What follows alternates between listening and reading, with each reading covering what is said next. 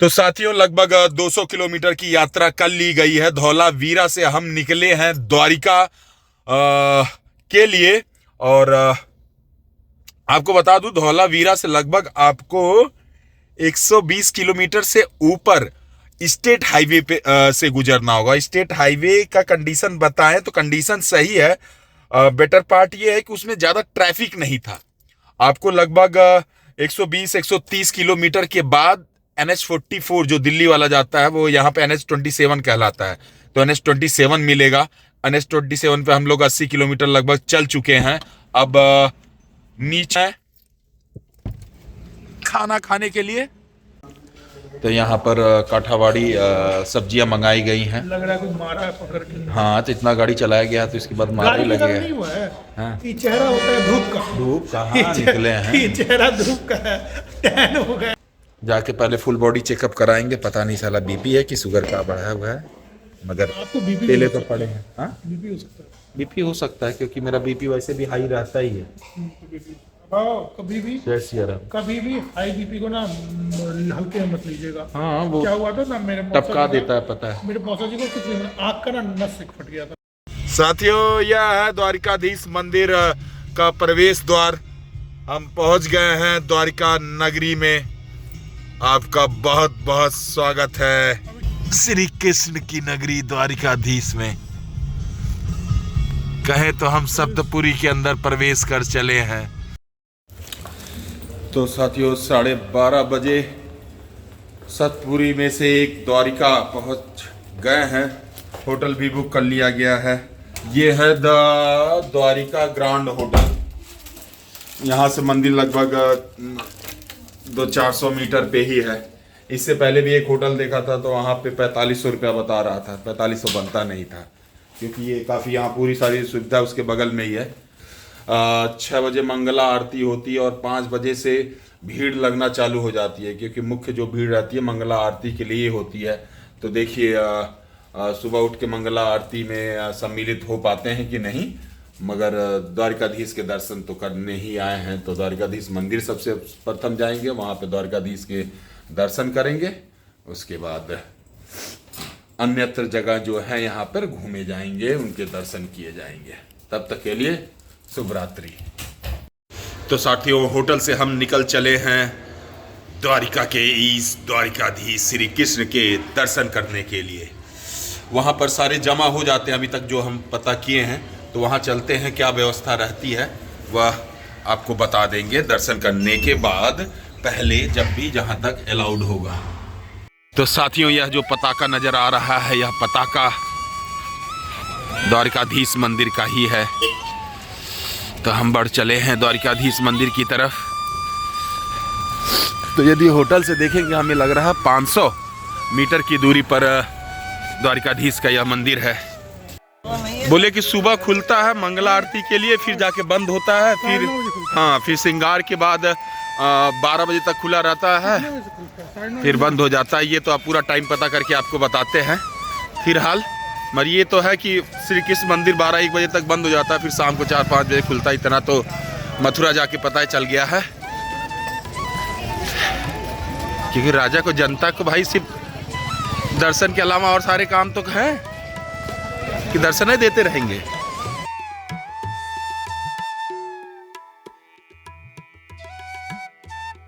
आप द्वारिकाधीश का यह बहुत ही विशाल स्तूपिका और शीर्ष के साथ उसके ऊपर बहुत ही बड़ा पताका लहरा रहा है। जय श्री कृष्ण।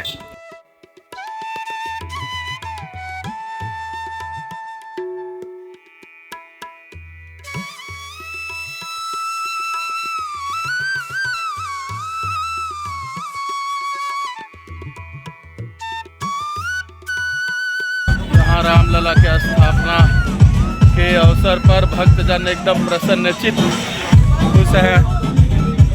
द्वारिकाधीश मंदिर में आप कुछ ले नहीं जा सकते तो आपको अपना जूता चप्पल गृह में जमा करना होगा और सामान गृह क्लॉक रूम में यहाँ पे मोबाइल वगैरह सारी चीज़ जमा करने होंगे। तो जमा किया जा रहा है।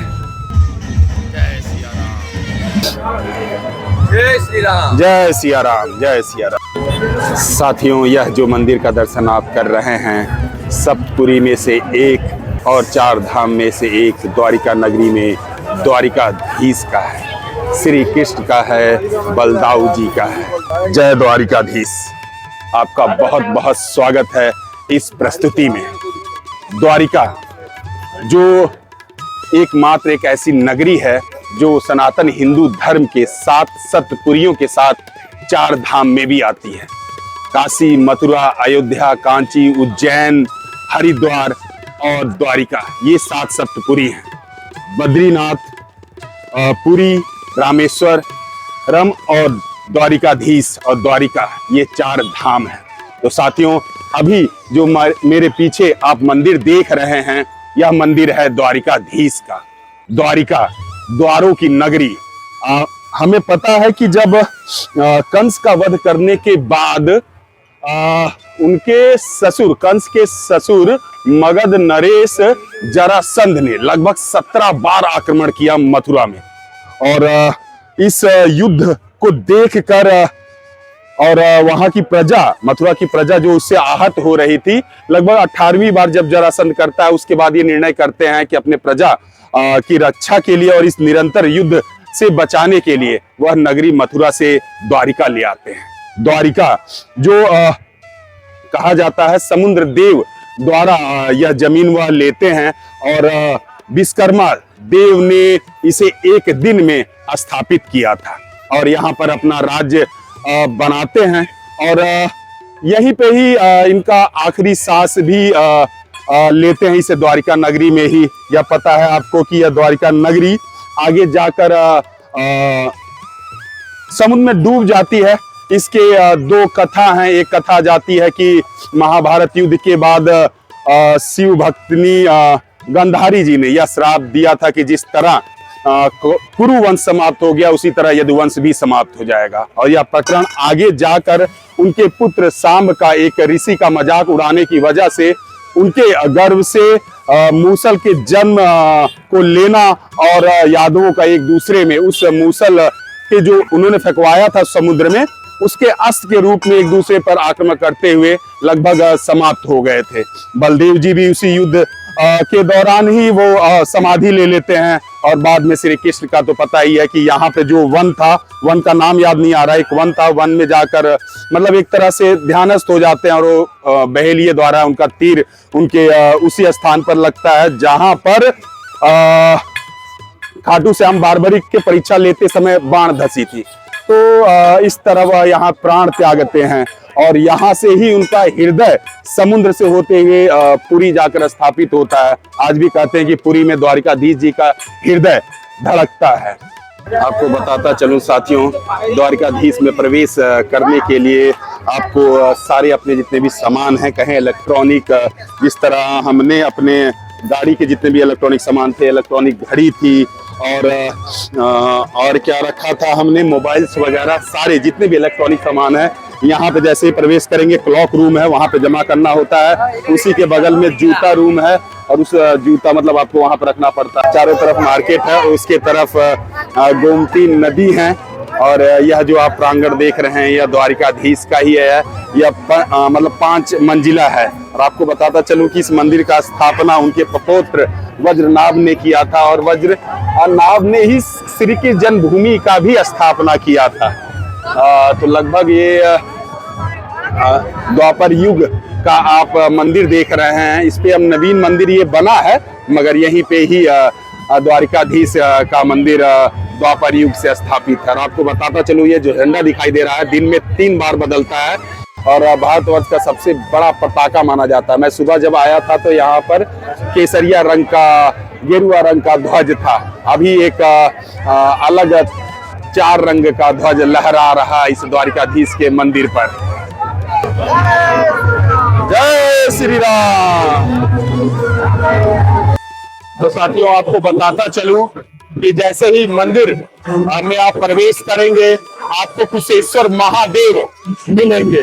और कुशेश्वर महादेव की भी कथा जाती है उस समय जहां यहाँ पर एक कुश नामक का दैत्य था, उसका वध श्री कृष्ण करते हैं और महादेव की स्थापना करके पूजा करते हैं।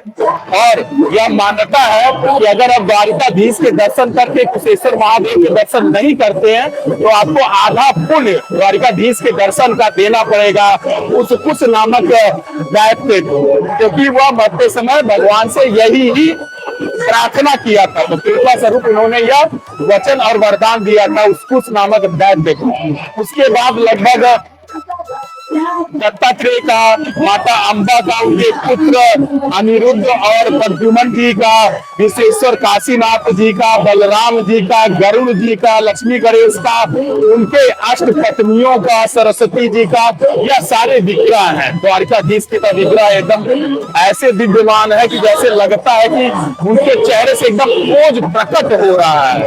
और बताता चलूं साथियों, इसी मंदिर में ही शारदा पीठ, जो 4 पीठ है, शारदा, सिंगेरी, गोवर्धन और जोशीमठ, एक मठ यहाँ पे है जो हरिशंकराचार्य द्वारा स्थापित किया गया था। तो आप शारदा मठ में भी जाके गुरुओं का आशीर्वाद ले सकते हैं। और पूरा परिसर एकदम कृष्णमय, द्वारिकाधीश जैसे अपने नरेश से, अपने राजा से, अपने परमेश्वर, अपने ईश्वर से भक्त एकदम नतमस्तक, एकदम कृष्णमय होकर उनके दर्शन यहाँ पर करते हैं। एक अलग ही वातावरण होता है। जैसा मैंने बताया कि यह 4 धाम के साथ सप्तपुरी, जहाँ पर आकर आप का एक तरह से जीवन सफल हो जाता है, जीवन का जीवन सफल हो जाता है। तो जय द्वारिकाधीश, जय द्वारिकाधीश। और आज भक्त गण पूरा एकदम नाच रहे, उत्सव मना रहे।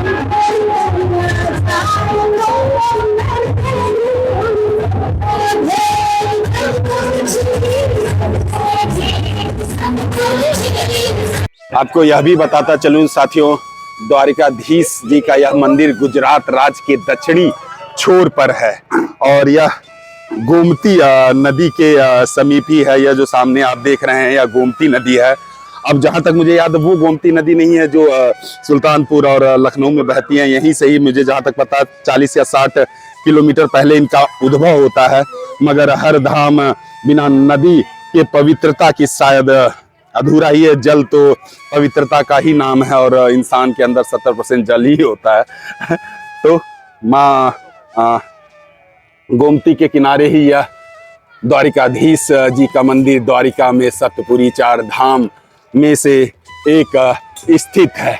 आप यहाँ पर आएंगे तो जिस तरह मथुरा कृष्णमय है, द्वारिका भी अलग ही कृष्णमय। और वहाँ पे शायद मथुरा में एक प्रेम और कृष्ण लला के है, यहाँ पे वैसे एक राजा द्वारिकाधीश के रूप में सब मग्न रहते हैं। तो साथियों सामने तो देख ही रहे हैं यह पताका द्वारिकाधीश जी का। अब इनके दर्शन कर लिए हैं और एक छोटी कथा जो इनके उद्भव इस द्वारिका से जो जुड़ी हुई है, इसके सप्तपुरी द्वारिका बनने के, द्वारिका के विलय होने का। बस जाते जाते आपको यही कहना चाहता हूं कि द्वारिकाधीश आपको खुश रखें, आपको स्वस्थ रखें, आपकी कामना मंगल कामना को पूर्ण करें। और जाते जाते यह भी एक अनुरोध करते जाता हूं कि अगर आपको यह प्रस्तुति अच्छी लगी हो तो अपना प्यार दीजिएगा इस चैनल को। Please like share and subscribe the channel Donkey Monkey and traveller guys. जय द्वारिकाधीश, जय द्वारिकाधीश, जय द्वारिकाधीश।